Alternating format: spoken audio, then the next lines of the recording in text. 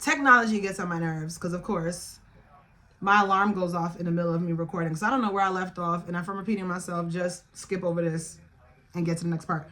Okay. So I think it's My Soul to Keep. Let me check this first. Yes, it is the first book of the African Immortals series. And I definitely want to get that started. One of them, either the Reformatory or My Soul to Keep by that author. And then who else was there? I need to get back in my Takara Allen bag. Takara Allen, hold on. She wrote Last Stop from Innocence, and let me tell that if you have not read that book, you need to read that book. That was an amazing, excellent book. I've heard a lot about parachutes. What other, oh, Heaven's Hell. I've heard a lot about that one. Needful Nor, that's a really big one. And Thicker Than Water. But I want to read, I believe it is Parachutes next, book one. So I'm not exactly sure what I'm going to do. I'm not putting any pressure on myself, as that is counterproductive. My love of reading should not become a burden to keep up with no arbitrary number going on out there, or to prove anything to anyone that I love to read. I like to savor the words that I'm reading too. So I am not going to guilt myself. Okay, so there's that. So thank you for allowing me to get all of my book stuff out so far. If you want to discuss more about Sadik or any of Love Belvin's books, or any book at all, you let me know, because I'm that girl. You know, I'm on Instagram with the same name, Akila Peinado, at Akila Peinado. And then you can also follow me on my book page at Novels with Akila.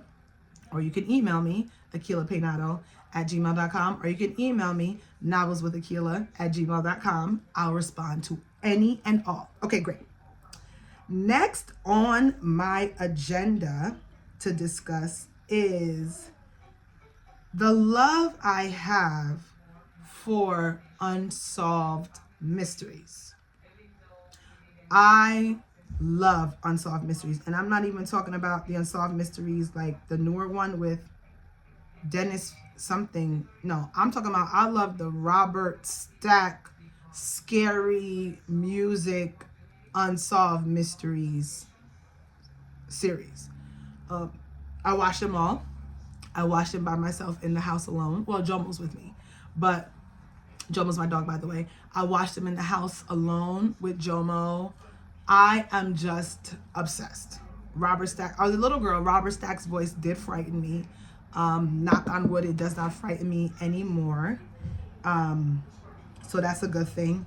But if you're coming into my house, Murder, She Wrote is going to be on.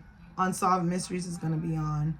Something on the Oxygen channel, whether it's Snapped, Buried in the Backyard, Accident, Suicide, Murder.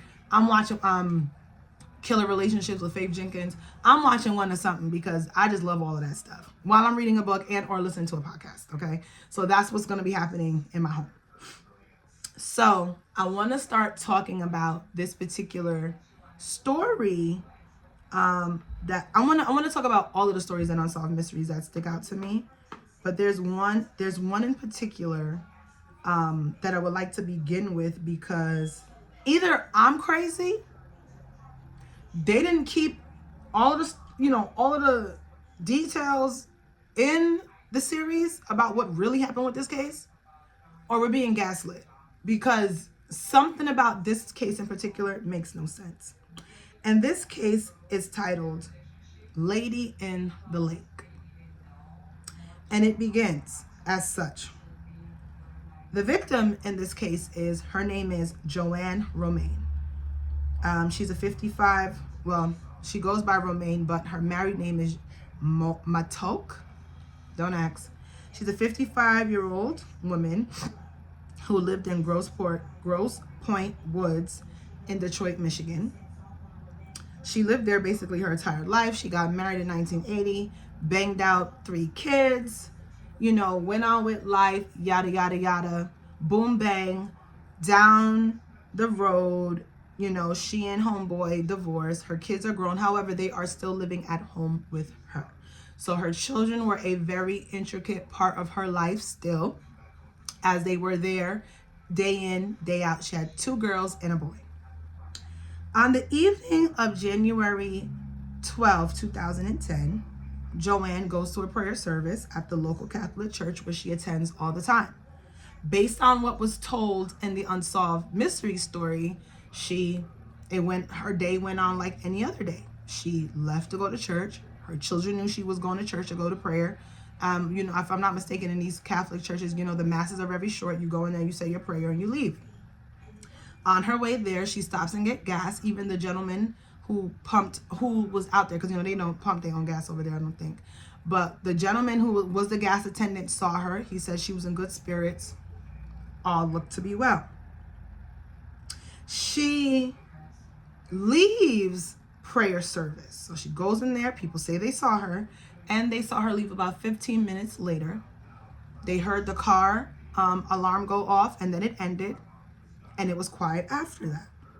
Speaking of cars, she drove a silver Lexus XUV, and it was only parked about 100 feet from the entrance of the church and across the street from the lake. Stay tuned.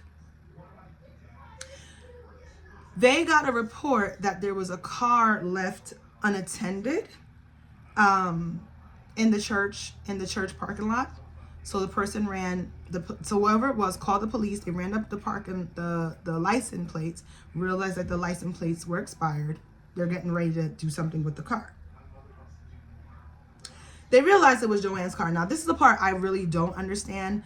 If, it's a small town, maybe they knew who she was. Why they didn't tow it, I have no idea. But there was no issue. There was no reason to think that there was any foul play involved in this situation at all. So let me backtrack. Joanne went to church. Joanne went inside. People saw Joanne inside. Granted, it's quiet, it's dark, but people saw her in there. She said her prayer. She left. People say, who were still inside the church, that they heard the alarm go off, when you open up your car and you didn't unalarm it back in the day. This is 2010. And then they heard it click, click, click, and it was fine. No screaming, no noise, no nothing. Church ends. Joanne's car is still there. I left off with the police officers now getting involved. They scope out the car and they realize that inside the car, her purse is on the passenger seat. Her wallet is in there with $1,500 in cash. Come through, Joanne. And again, ran the license plates, didn't see anyone. He figured that the driver may be down by the water's edge because people often parked. But mind you, this is January 2010 in Michigan. Do you know how cold it gets over there? That makes no sense. Parked the car to walk down by the lake. According to this police officer, he saw footprints on this busy street in the snow that led down to the lake. Okay, great. He ignores it. He keeps moving. And then he found handprints along, so as if someone was trying to climb down and walk down the embankment at the same time. Let that sink in. It appeared to the police officer that someone slid. This is why I'm confused, y'all. That someone slid down the embankment, but was also walking and trying to hold on at the same time. Something about that doesn't sound right to me. Okay, so he goes back to the car after he's done his preliminary investigation. He goes back to his car. He tells the hey, this is police officer so and so. I found an abandoned car. Da, da, da, da. They go do that. They call the home because they now have the information of who owns said vehicle, and they didn't get an answer. No one answered the phone. I probably wouldn't answer the phone either. You know what I'm saying? But when they finally got through, they were able to talk to one of Joanne's children, and Joanne's children were like, I have no reason to think that my mom went missing or anything is wrong with my mother because she went to church. Apparently this is something she did pretty often. And within the last year of her life, she has started doing even more. So stay tuned with that. The children started calling friends and family to find out exactly You know, had they seen her, maybe they picked her up. Maybe she said something about where she might be going. And nobody heard from Joanne. Nobody's seen Joanne. Nobody's been able to get in touch with Joanne. They're like, sweetheart, your guess is as good as mine. Last I spoke to her, we were making plans to go to lunch. Last I spoke to her, we were making plans to head out to our vacation. Last I spoke to her, we were just cracking up on the phone. I do not know where your mother is right at this moment. Okay. At this moment, now the kids are like, something is wrong.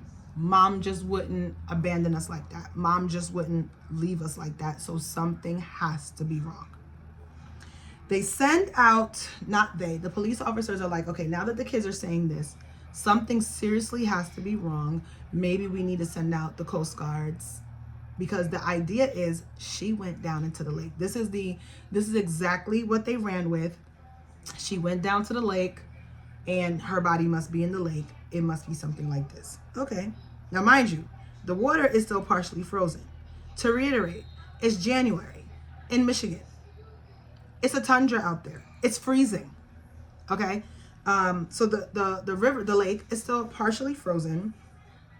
And if she just using my common sense, if she would have fell into the water, maybe you would have saw a break somewhere. Would her body have just floated to the bottom? You mean to tell me they wouldn't have seen it? Like, all of it just didn't sound right to me. So I was just like, okay. They send out the K9 unit to track her scent. Of course they can't track it. It's freezing out. Apparently that matters. I don't know. But they couldn't track it because it was still freezing out. But apparently the daughter, Michelle, found out that that was not necessarily true. I do not know what happened after that. If they did not find, if the dogs truly didn't find the scent, all it was said was Michelle found out that that was not true. Michelle is the daughter. Michelle is the daughter heading up the whole investigation. Okay. So a few days later, they now, are still trying to rack their brain as to what could have possibly happened, where she could be. As far as I know, there wasn't much of an investigation as to could she have been kidnapped, because she had been. The reason why the carjacking theory kind of went out the window. There was no sign of a struggle up until this point. We'll get to that. There was no sign of a struggle up until this point. The money was still in the car, because like, who would carjack you and not take the money, or not take the car, not take your purse, So that's why they didn't think she could have been carjacked, but no one thought that she could have been abducted either, which I found really odd. Also, to lend to the police's theory, the parishioners inside of the church, and this is prayer, so it's very quiet, did not hear any yelling, did not hear any sign of a struggle. So there was no reason to think that anything like that happened. Because I don't want to give away all of it to you, I want to give you guys the highlights of what happened in this case after this. So this is where I'm going to stop. If you want to watch it, it's season 3. It's season 3 of the new Unsolved Mysteries on Netflix. What episode is this? It's season 3. It's episode 1, 2, 3, 4, 5. It's episode 5 in season 3. Please go watch it. If you're an Unsolved Mysteries fan like me, you're gonna love it. So let's speed up about 3 months.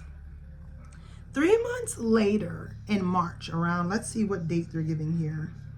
3 months later, in March of, I know it was March of 2011. There we go. 3 months later, March 20th, 2010. This is 70 days after Joanne disappears. Her body was found and discovered by 2 fishermen on Bobolo Island, which is located in the Detroit River's Livingston Channel in Amherstburg, Ontario. It was 35 miles from where she allegedly entered the water. The detective told Michelle the news later that they were devastated. They were like, oh my God, mom is really dead. Because all this time they were really hoping that, she just ran away, or, it wasn't anything sinister, nothing of the sort. But when Michelle saw the body, she says, this is my mom for sure. Now, how did this happen? For Michelle and the family, and this is where we have to be careful when we're talking about people as if we know their inner thoughts. You do not always know what a person is thinking, because the family automatically went to, she was happy with her life. She wouldn't harm herself. She wouldn't do this. She wouldn't do that. She loved us. Why would she want to leave us? Now. You do not know what a person is thinking. She could have very well said she wanted to end her life. I'm not against the suicide theory, believe it or not, that the cops had. I'm not against the suicide theory. I am actually, my issue with the suicide theory is the fact of the way she decided to commit suicide. Why go that route? Why take the route of the lake in the winter when the river is still cold? That's just me. But yeah, one of the theories was, well, if she was going to kill herself, why not just do it in the garage and put the carbon monoxide and be out that way? Like I'm saying, again, I'm not against the suicide theory, but even I find the idea of her climbing down the embankment. Y'all need to watch it so y'all can see it. The idea of her climbing down the embankment, going into the water with her high heels on, because she was found with her shoes on. More on that. But she was found with her shoes on. That's weird. Okay. I just don't believe that suicide should have been the first idea, simply because of the theory of her going into the lake. That's my personal opinion. But then there's some things that were happening behind the scenes in Joanne's life that kind of lends to the idea of, well, maybe it wasn't suicide. Maybe she was harmed. Maybe somebody wanted her out the way. And there's two things people are killing for. I'm just going to name one. And you're going to probably say it before I say it, but it's called money. M-O-N-E-Y, the cream, the paper. And apparently Joanne's family was in the middle of a terrible estate battle over Joanne's mother and the grandmother's money, who passed away. Apparently some people were written out of the will, or people did not feel as if they should get what they got. So one of the cousins is a police officer. So this is where it really gets murky, because one of the cousins is a police officer in the district in which this happened to Joanne. Okay. And people are like, yeah, no. He's a cousin. They were in a fight over money. Why is he not being investigated? I'm sorry, you got to give that credence. So that's one theory. Did he have something to do with it? And then the next theory is she has a cousin who is like a gambler or something crazy like that. And he owed people, I think he was like into real estate. Real estate got a lot of, jankiness with it. Excuse me. He was into real estate. And he owed a lot of people money. It was her brother. Yes, it was her brother. And he owed people money. So one of the theories was because everybody knew whenever he got in trouble, she was the one to bail him out and get him back square. So one of the theories was, someone must have abducted her because he owed money. Granted, as far as I know, those theories were not explored deeply, but these are some of the ruminating theories out there. And another thing that gives this credence is that Joanne's bag, her pocketbook, was found ripped. How did her bag rip? It was a designer bag too. And if you know anything about designer bags, them things just don't rip easily. They're made with good quality. Her bag was found ripped. That was never investigated. As a matter of fact, I don't think it was even dusted for fingerprints on the bag. Her shoes were still on. Like, she was still intact. You know what I mean? Like, what it looks like is that she, like, not to sound funny or anything, but what it looks like is that what the cops are trying to say, she literally left home, got gas, filled up the gas tank, went to church, said her Hail Mary, walked past her car, put her pocketbook and her wallet and everything in her car, left said car, went down the embankment and killed herself. Like, literally, that is what the police are trying to say. And I'm not saying that couldn't have happened, but it just sounds a little bit too clean cut for me. You understand what I'm saying? Like, of all of the places, why? Why? Not that suicide makes sense. Suicide does not make sense to anybody but the person who decides to do that. And there's no shade, no judgment, but it's a fact. So that was where they ended it. What possibly could have happened? Was it suicide? Did her cousin, who she's in an estate battle with, have something to do with it? Did her brother, who owes a whole bunch of money, did the loan sharks come for their money and taken Joanne and, like, you know, held her for ransom, and the brother just ain't have it to pay? What could have happened? The family has involved private investigators. They have had inquests to discuss this openly. Excuse my dog barking in the background. They have brought it to the news. Oh my God. If you go on Reddit, you will see a ton of theories out on Reddit. And some people can get pretty outlandish about what happened. I'm not saying that suicide couldn't have happened. I'm not saying that suicide didn't happen. All I'm saying is, it's just the idea of how said suicide may have happened just makes no sense to me. And I think that is where I'm like, yeah, they should have given this a little bit more time, and they didn't. I want to know what you think. Reach down in the comments. If you're an Unsolved Mysteries person and you love this, you love the series like me, or you've watched this episode, I want to know what your thoughts are. Please, please, please share that with me. So, yeah, that intrigues me. There's a few others out there that really make me go, so nobody can't see what happened in this? Like, nobody can't see what I'm seeing? Like, this is what happened. I'm telling you, this is what happened. You know, like, stuff of that nature. But however, I am not the police. I am just a, what do they call it? Armchair detective, armchair sleuth. And I have my own theories, and I figure I need to talk to people about it. Okay, it's just to know I'm not crazy, or I am crazy. You know, that will really help me. If you've gotten this far, thank you for tuning in. Thank you for listening. It was a quick conversation, nonetheless, but it still needs to be had. Okay. If you like this video, please like it. Please share it with your other fellow readers, your other fellow Unsolved Mystery lovers. Please, please, please, please, please. It would be greatly appreciated. And I love you. You rock. Remember, you deserve all the best. Why? Because you rock. Bye-bye. Until next time.